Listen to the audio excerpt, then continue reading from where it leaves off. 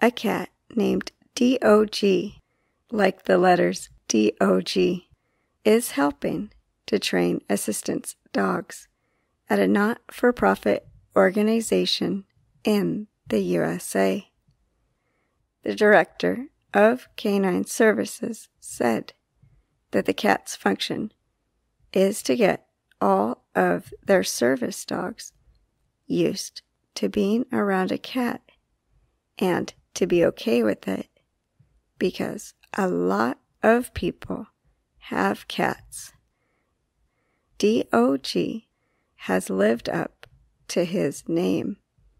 He thinks that he is a dog who prefers to eat with dogs than his own cat food.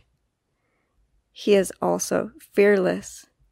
He runs up to any dog and bats him across the face, or plays with his tail.